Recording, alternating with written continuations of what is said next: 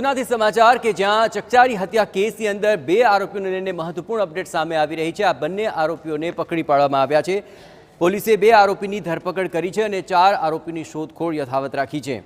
6 લોકોએ તલવાર વડે હુમલો કરી હત્યા નિપજાવી હતી। મૃતકના કાકાએ જ ભત્રીજાની હત્યાનું કાવતરું રચ્યું હોવાની વિગતો મળી રહી છે।